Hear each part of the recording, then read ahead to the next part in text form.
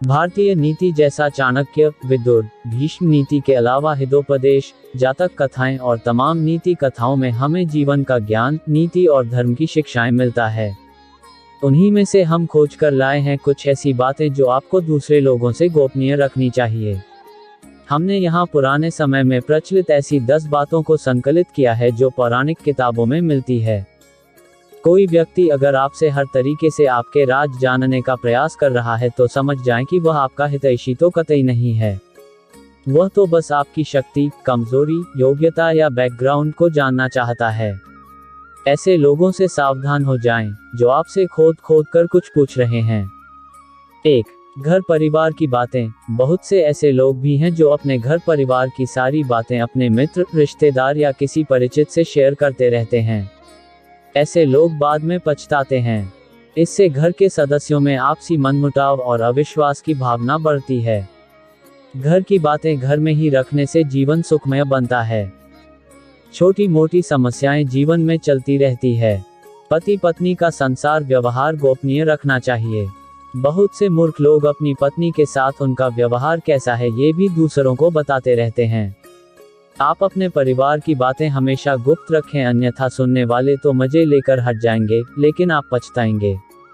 दूसरों की सहानुभूति हासिल करने के लिए आप कुछ समय के लिए जरूर राहत महसूस कर सकते हैं, लेकिन इससे आपकी कमजोरी ही प्रदर्शित होती है। 2. घर का रहस्य। बहुत से ऐसे लोग हैं जो अपने घर में हर किसी की एंट्री कर देते हैं और घर के कोने कोने से सभी को अवगत करा देते हैं। जो लोग आपके विश्वास पात्र हैं उन्हें जरूर इसकी छूट दी जा सकती है, लेकिन हमने देखा है कि बहुत से ऐसे लोग भी आपके घर में घुसकर उसे देखना चाहेंगे जिनसे आपका कोई खास संबंध नहीं है। हालांकि जिस पर आप विश्वास कर रहे हैं वह कितना सही है ये भी देखना जरूरी है। पुराने समय में लोग संयुक्त परिवार में रहते थे और उनके घर भी बड़े होते थे। ऐसे में ये धारणा प्रचलित हुई कि किसी को अपने घर का रहस्य नहीं बताना चाहिए। सभी के कमरे अलग अलग होते हैं और सभी का अपना व्यक्तिगत जीवन होता है। हालांकि यदि आपके रिश्तेदारों को छोड़कर आपके यहाँ कोई आता जाता रहता है तो ये सुनिश्चित करें कि उसका आना जाना ड्राइंग रूम तक ही सीमित रहे। 3. आपका धन। लोग जानना चाहते हैं कि आप कितना कमाते हैं। यदि आप सीधे सीधे नहीं बताएंगे तो ये लोग दूसरे तरीके से पूछताछ करके अनुमान लगा लेंगे। हालांकि आप अपने धन को जितना हो सके गोपनीय रखेंगे तो आपके लिए ही अच्छा होगा। इसलिए नहीं कि लोग कर्ज मांग लेंगे और फिर लौटाएंगे नहीं। इसके और भी कई कारण हैं। धन को अपने परिचित या रिश्तेदारों से गोपनीय ही रखने की सलाह दी जाती रही है, लेकिन ध्यान रखें अपनी पत्नी से गोपनीय रखेंगे तो आपके लिए वही धन दुखदायक साबित होगा। इसलिए आप इस बारे में अच्छे से सोच विचार कर लें। 4. अपना अपमान। यदि सार्वजनिक रूप से आपका अपमान किया जा रहा है तो उसका जमकर प्रतिकार करें। फिर भी व्यक्ति को बहुत से मामले में कभी कभी मजबूरीवश अपमान झेलना पड़ता है। अपमान को दिमाग में ज्यादा दिन तक नहीं पालें, बल्कि इस पर विचार करें कि दोबारा कोई आपके साथ ऐसा नहीं कर पाए। ये भी याद रखें यदि आप अपने अपमान को प्रचारित करेंगे तो फिर कई लोग आपका अपमान करने लगेंगे, क्योंकि लोगों को आपके साथ कभी सहानुभूति नहीं रहती है। जो लोग किसी की सहानुभूति अर्जित करना चाहते हैं वही अपने अपमान के बारे में किसी से चर्चा करते हैं। 5. अपनी अयोग्यता या कमजोरी। हालांकि बहुत सी जगह या मामले में इसे गोपनीय रखना घातक भी सिद्ध हो सकता है, लेकिन बहुत से मामलों में इसे उजागर करने से आपको लोग कमजोर समझकर आपके साथ गलत व्यवहार करने लगेंगे या आपको मानसिक रूप से दबाने लगेंगे। इसीलिए इस बारे में आप अच्छे से विचार कर लें कि कब, कहां, कौन सी कमजोरी गोपनीय रखना है। कमजोरी और अयोग्यता में फर्क करना भी सीखें। 6. मन की बात। मन में बहुत सी ऐसी बातें होती है जिनको जग जाहिर करने से आप अपने आसपास संकट खड़े कर सकते हैं। हो सकता है कि आपके मन में किसी बात को लेकर अवसाद हो, क्रोध हो या घृणा हो। मन में हजारों तरह के विचार उत्पन्न होते हैं, लेकिन बुद्धिमान मनुष्य उन्हीं विचारों को व्यक्त करता है जो उसके हित में होते हैं। लेकिन इस तरह की बातों को जग जाहिर करने से आपके संबंध में लोग एक तरह की राय बनाना शुरू कर देंगे और फिर लोग आपकी अच्छी बातों को नहीं सुनेंगे, आपके उस गुस्से या फ्रस्ट्रेशन की ही चर्चा करेंगे।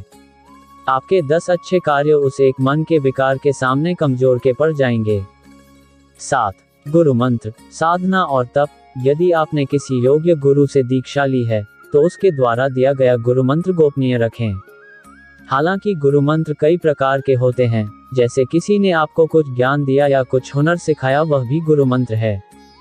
इसके अलावा यदि आप किसी भी प्रकार की साधना, तप या ध्यान कर रहे हैं तो उसे भी गोपनीय रखें, अन्यथा वह निष्फल हो जाएगी। इस संबंध में गोपनीयता से ही लाभ मिलता है। 8. दवा। आप यदि किसी भी प्रकार की दवाई खाते हैं तो उसे गोपनीय रखें। माना जाता है कि दवा का असर भी तब तक रहता है जब तक वह गोपनीय है। हालांकि कुछ लोग इससे इत्तेफाक रख सकते हैं, लेकिन प्राचीन काल में हो सकता है कि यह किसी विशेष रोग या औषधि के लिए कहा गया हो। पहले के लोग, कुछ लोग दुर्लभ वनस्पति के जानकार भी होते थे। बहुत से लोग कहते हैं कि यदि आप दारू भी पीते हैं तो वह तभी तक उचित है जब तक उसकी गोपनीयता भंग न हो।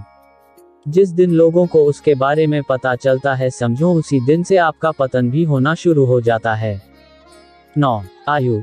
हालांकि कुछ लोग आपकी आयु जानते हैं और कुछ जानना चाहते हैं, लेकिन यदि कोई आपसे बिना किसी कारण के आयु पूछता है तो उसे कतई न बताएं। लेकिन वर्तमान में यह संभव नहीं है।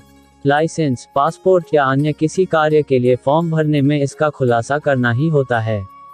लेकिन कभी कभी ऐसे मौके या स्थान होते हैं जहां आयु बताना जरूरी नहीं होता। आजकल अनजान लोग भी पूछ लेते हैं कि कितने वर्ष के हैं आप। 10. दान पुण्य। आपने जो भी दान दिया है उसे गुप्त रखेंगे तो ही उसका लाभ मिल सकता है। गोपनीय दान देवताओं की नज़र में रहता है और जिस दान का बखान किया जा रहा है उसका फल निष्फल हो जाता है। मंदिर में दान दें, किसी गरीब को भोजन कराएं या किसी भी प्रकार का पुण्य कार्य करें तो उसका अपने मुंह से बखान न करें। यदि आपने इसे किसी के समक्ष जाहिर कर दिया तो समझें वह खारिज हो जाएगा।